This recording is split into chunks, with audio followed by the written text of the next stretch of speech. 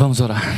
Senhor Deus, soberano e amado Pai, graças te damos por essa manhã tão maravilhosa, Pai. Agradecemos ao Senhor pela comunhão, por essa alegria de estarmos reunidos como o teu corpo, Pai, como o corpo de Cristo, para adorar ao nosso Deus, nosso Pai. Que tudo o que foi falado e que for falado, que seja somente, ó Pai, para honrar e engrandecer o teu maravilhoso nome. E é no nome de Jesus, esse nome tão precioso que salva, que nos liberta. É por Ele hoje e sempre que nós oramos. Amém. Bom dia. Bom dia. Obrigado, Dirceu, pela leitura longa. Eu tentei diminuir, tirar alguns versículos, mas eu não conseguia. Eu tirava um versículo e falava, não vai ser legal, vai fazer falta. Tirava outro. Aí eu falei, não, vamos fazer essa leitura longa para entendermos bem o contexto. Obrigado, Dirceu. Antes de começar a mensagem, vou pedir para o Danilo e para a Neia ficar em pé, por gentileza. Juntamente com os filhos Gary e Elias. O Danilo está vindo já há alguns domingos aqui, no Guanabara. Eles eram da cidade de Cabreúva, aqui pertinho, não é? E o Danilo está trabalhando em Campinas. Ele tem um imóvel aqui, está morando aqui em Campinas. E decidiu fazer parte do corpo de Cristo conosco aqui no Guanabara. Nós estamos muito felizes com a decisão de vocês participarem conosco. Como nós sempre falamos, somos irmãos, somos um corpo, uma família. Estamos aí prontos para ajudá-los em tudo que precisarem. Fica de pé, por gentileza, só mais um momentinho. Vou pedir agora para o José Maria e para a Rita ficar de pé. Juntamente com o Samuel e Gabriel. Que bênção, quantas crianças, não é? O José Maria e a Rita, eles estão vindo do São Bernardo, né? A família decidiu congregar conosco aqui, né? Fazer parte do corpo aqui no Guanabara, não é? E nós, como nós falamos, né? Estamos aí, José Maria e Rita, prontos para ajudá-los, não é? Juntos nessa caminhada tão maravilhosa que é o reino de Deus, não é? Nós estamos aí no foco que é Jesus, não é? No alvo que é Jesus, e é sempre bom ter sempre mais irmãos conosco. Que Deus abençoe ricamente as suas famílias. Se você está feliz com a decisão dessas duas famílias participar conosco, diga amém. Amém. Amém. Que Deus abençoe. Pode sentar, irmãos.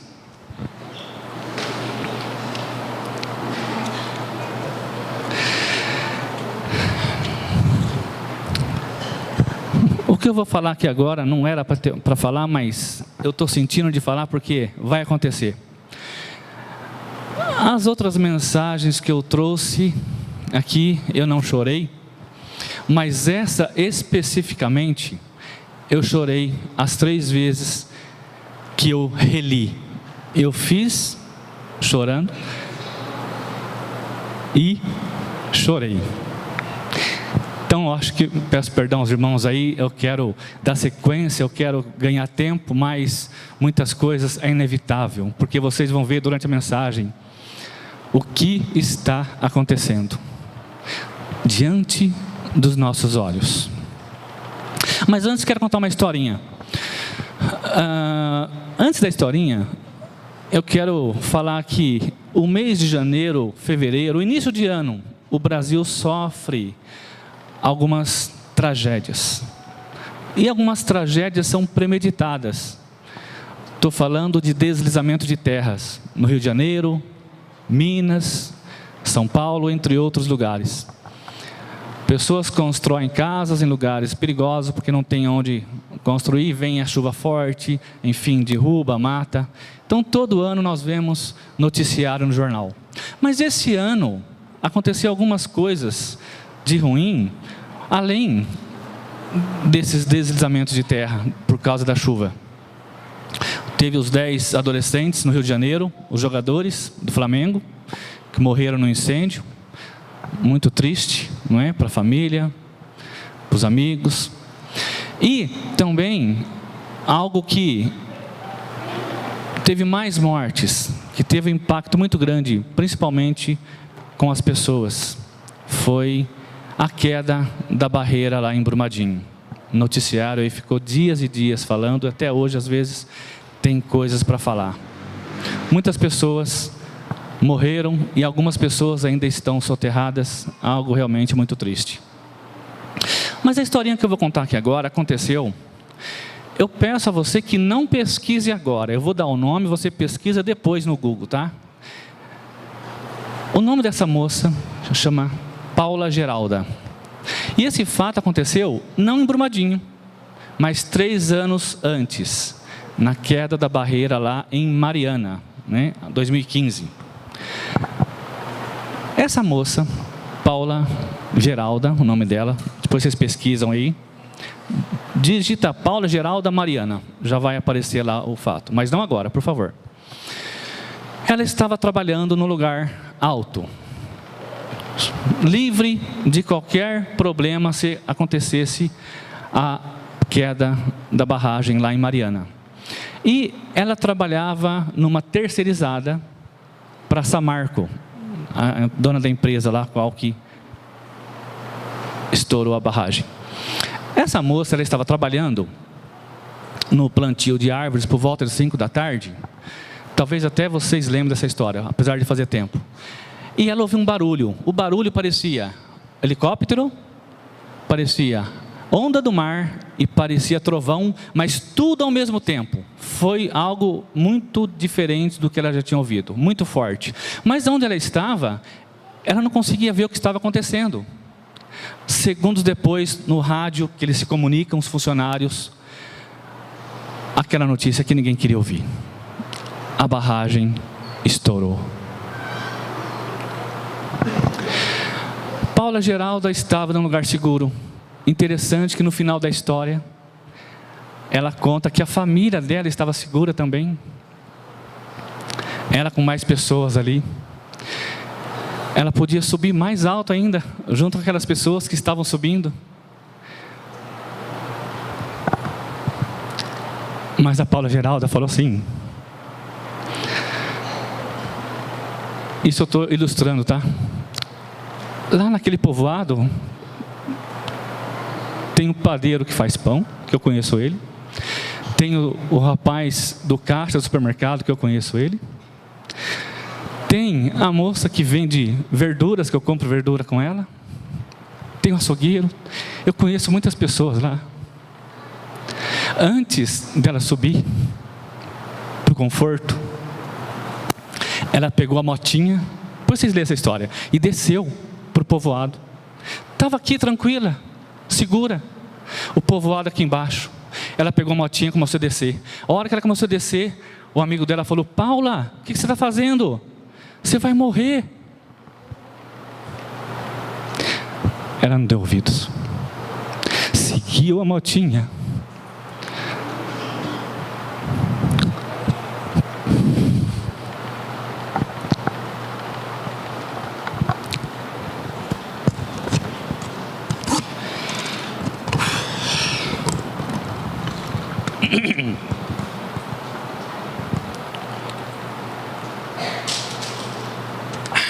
Tá fácil não.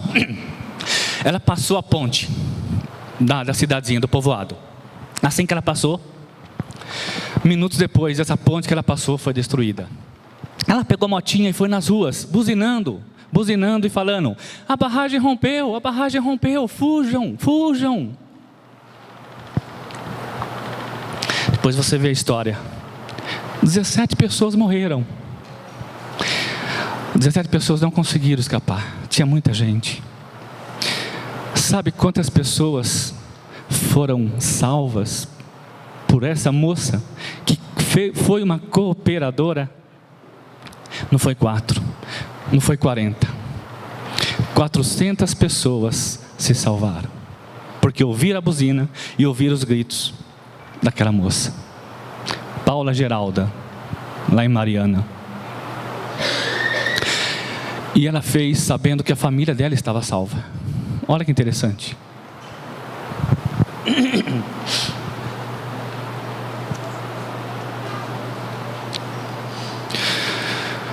Projeta o título, por gentileza. Somos cooperadores de Deus na pregação do Evangelho.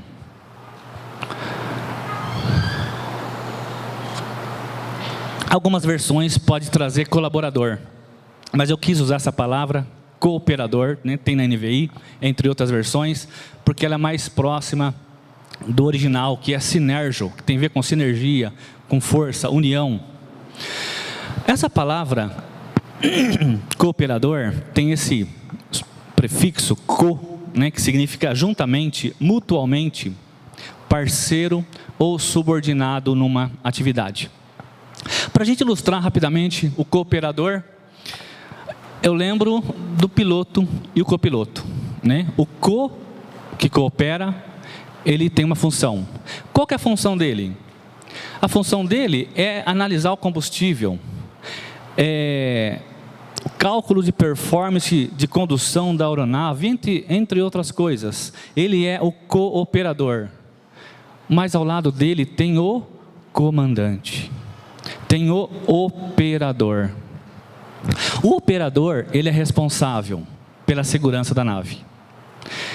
Desde quando sai até quando chega, o responsável é o operador. E eu estava verificando, pesquisando sobre o piloto, o comandante, ele é a autoridade máxima na aeronave. Ele é a autoridade máxima. Mas por que eu contei essa história? Por que estamos falando de cooperadores? Sabe por quê, irmãos? Porque nós somos chamados a pregar o Evangelho. É nossa responsabilidade pregar o Evangelho. É nossa responsabilidade alertar. É nossa responsabilidade sair do nosso conforto e seguir para onde as pessoas estão morrendo. Interessante que essa palavra,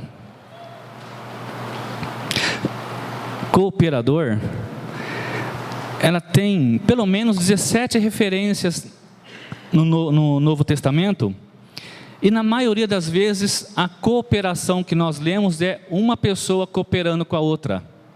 Por exemplo, Paulo fala que se submetam a pessoas como eles e a todos os que cooperam e trabalham conosco. Aqui está falando da casa de Estéfanas, 1 Coríntios 16:16. Então muitas vezes fala sobre cooperar um com o outro. Mas eu gostaria que vocês abrissem as Bíblias em 1 Coríntios capítulo 3, versículo 9. Primeira carta aos Coríntios, capítulo 3, versículo 9.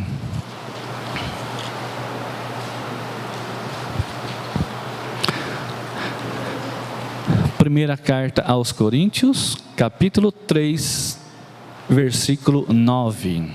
Diz assim: pois nós somos cooperadores de Deus, vocês são lavoura de Deus e edifício de Deus. Então nós somos cooperadores de Deus. Já pensou nisso? Já pensou de quem que você é cooperador? De quem você está próximo ali? De quem você está fazendo funções para o operador, para o comandante, para Deus? Já parou para pensar que nós somos cooperadores do Criador? Jesus tem que ser pregado, não é verdade? E sempre, sempre. Eu vou falar aqui 5 perguntinhas, 5 observações novamente. Não vou conseguir falar de todas elas, mas 5 coisas que nós devemos, todo cristão tem que saber. Nós temos que saber o que pregar, isso é fato. Nós temos que pregar Jesus Cristo, o Evangelho, o Reino, nós temos que pregar, isso nós sabemos. Nós temos que saber o que não pregar.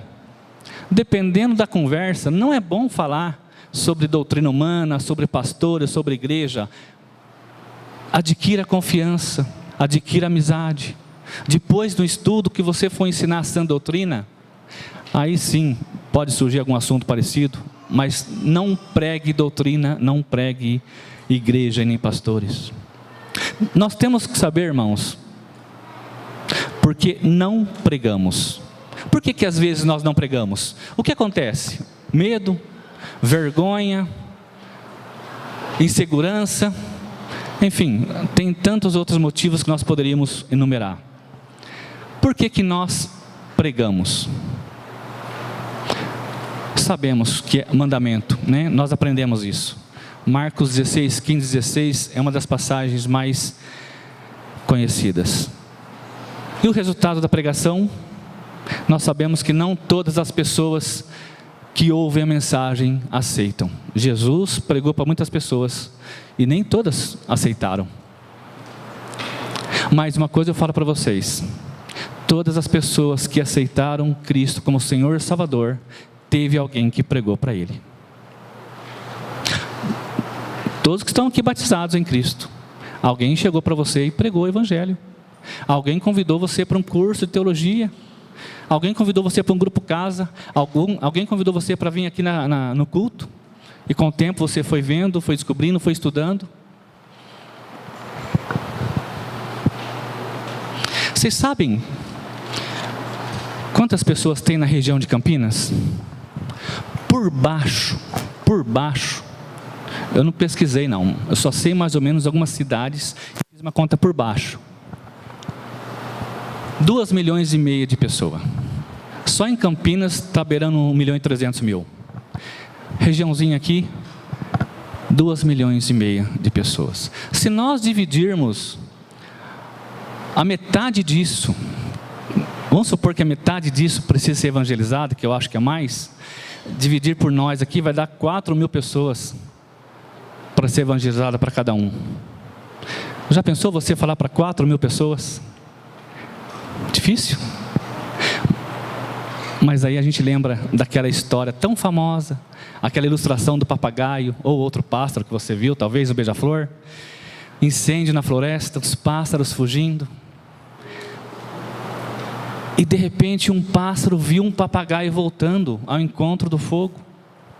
Esse pássaro ficou curioso, falei, onde esse papagaio vai? Deixa eu pesquisar, deixa eu ver o que ele está fazendo. E esse pássaro foi ver o que o papagaio estava fazendo. O papagaio voava com o biquinho cheio de água e jogava água no fogo, naquele imenso incêndio. Ele voltava para pegar mais água. Esse pássaro falou assim, papagaio, tá ruim da cachola. O que você está fazendo, rapaz? O papagaio falou, você não está vendo? Eu estou apagando incêndio. O pássaro falou, mas você não vai apagar esse incêndio nunca. Levando de gotinha em gotinha lá naquele fogo. Você não vai apagar nunca. O papagaio falou, é verdade. Mas eu estou fazendo a minha parte. Temos que começar, irmãos. Tem pessoas doentes, muitas pessoas mortas. Nós não podemos ficar de braços cruzados. Nós temos que pegar nossa motinha, não subir. Nós temos que descer para o povoado. Temos que pegar uma gotinha de água e tentar apagar o incêndio. Evangeliza um. Foca em uma pessoa. Mas não demore. Aquela barragem que estourou demorou minutos para chegar. E nós sabemos que tem algo grandioso vindo aí, que vai levar muitas pessoas para o inferno.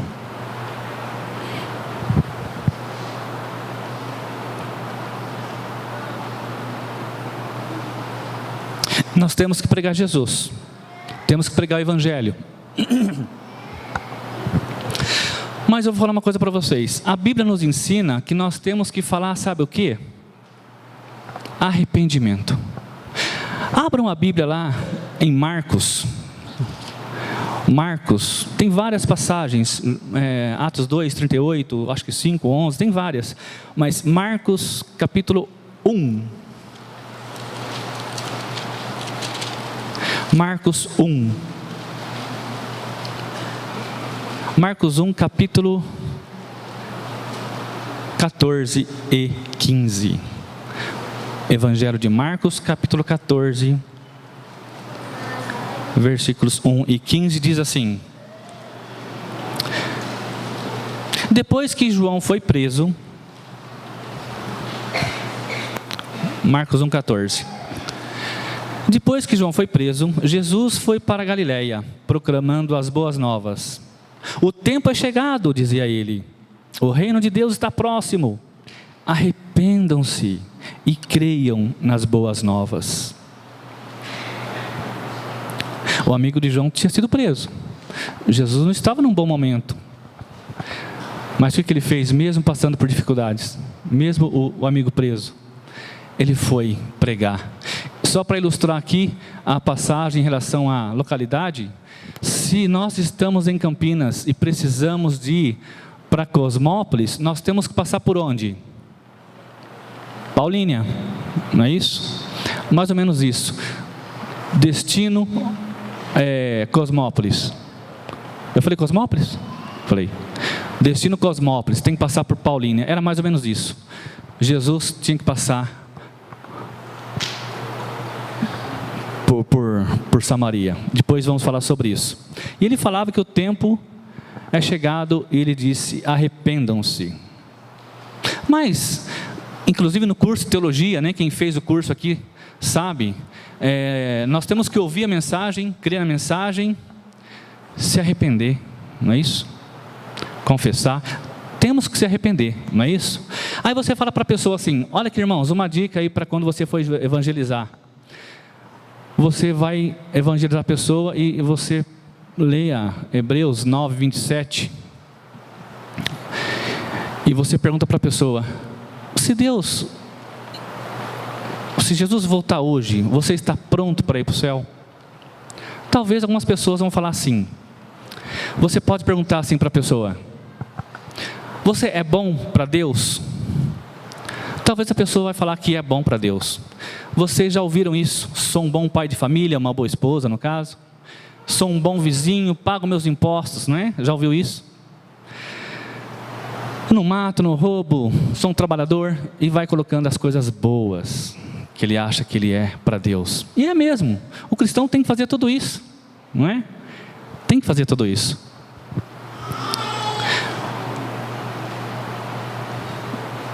Presta atenção. Aí você fala assim para essa pessoa: então você é uma boa pessoa para Deus? Sou. Você já tomou o nome de Deus em vão? Se a pessoa gosta de futebol, aquele time seu lá que estava perdendo aos 45 do segundo, toma outro gol.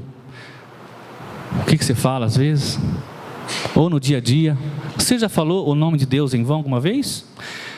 No Velho Testamento é bem direto, nos 10 mandamentos. E no Novo Testamento nós vemos o Pai Nosso que estás nos céus. O que ele fala? Santificado seja o teu nome. O nome de Deus é separado. É separado. Não fale o nome de Deus em vão. Pergunta para essa pessoa: já mentiu alguma vez? A palavra de Deus diz, lá em Apocalipse 22:15, que os que amam e praticam a mentira vai ficar fora. Será que ele é bom para Deus? Pergunta para essa pessoa, você, não fala para ele responder, né, alto, mas fala: você já desejou a mulher do próximo? Fala para ele guardar a resposta para ele.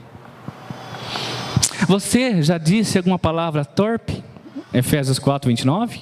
Alguma palavra indecente, infame? A Bíblia ensina para não falar. Você já falou isso? E agora, para você é bom para Deus?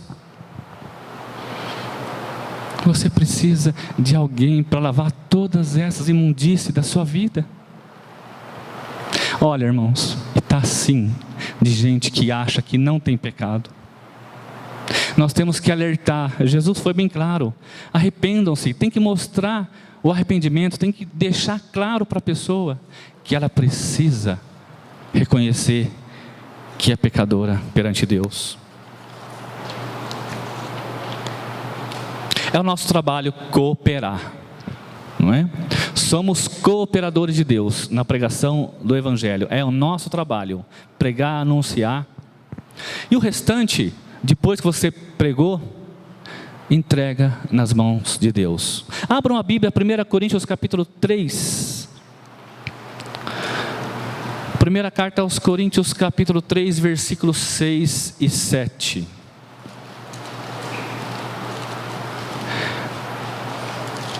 Primeira carta aos Coríntios, capítulo 3, versículos 6 e 7.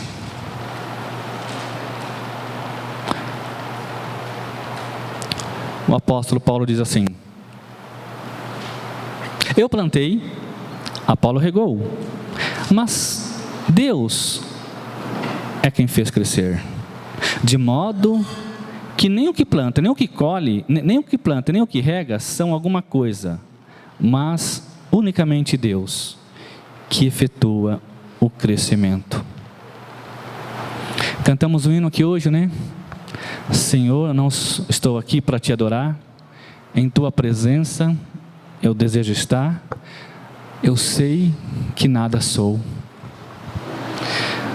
Nós não vamos conseguir convencer as pessoas, mas você tem a obrigação de pregar, de anunciar Jesus. Ah, mas eu não sei, eu não consigo, eu tenho dificuldade. Ok, nós vamos respeitar as tuas dificuldades. Mas uma coisa nós falamos: o Guanabara tem cursos, tem estudos, tem pessoas que podem te ensinar. Não tem desculpa, não é? O Dirceu leu essa passagem aqui hoje, grande.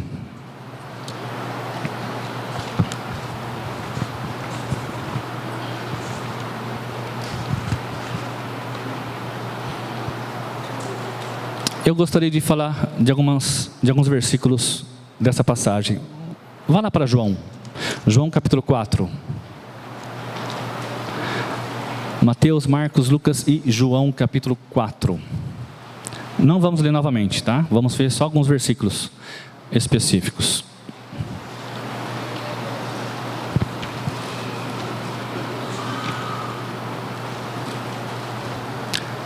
Se alguém tem dificuldade de pregar para as pessoas, tem várias maneiras de você pregar. Na sua Bíblia você pode anotar as passagens principais sobre batismo, sobre algum assunto que você já vai falar com a pessoa. Pode anotar atrás da Bíblia qualquer coisa que você fizer para que você vá direto nas passagens. Não é vergonha isso. O importante é você pregar. João capítulo 4, versículo 3 diz assim: quando o Senhor ficou sabendo disso, saiu da Judéia e voltou uma vez mais a Galiléia. Então, como eu falei agora há pouco, né, teve que atravessar a cidade de Samaria. Aí nós vimos aqui que ele vem, senta no poço, os discípulos vão lá comprar comida. E no 7, nisso veio uma mulher samaritana tirar água. Disse-lhe Jesus: dê-me um pouco de água. Lembra que Jesus acalmou a tempestade? Ele fez assim, não sei como que ele fez, ergueu os braços, não sei. O mar e o vento calmou. Ele não podia fazer assim na água, no poço? Vinha assim aquela água para ele assim, ele podia lavar a mão, podia tomar água. Podia, não podia? Mas o que ele fala para a moça? Dê-me um pouco de água. 9. A mulher samaritana lhe perguntou: como o senhor, sendo judeu, pede a mim, uma samaritana, água para beber? Eu não sei se ela falou com arrogância, não sei se ela falou com autoridade, não sei se ela falou com educação, mas ela falou para o nosso Senhor: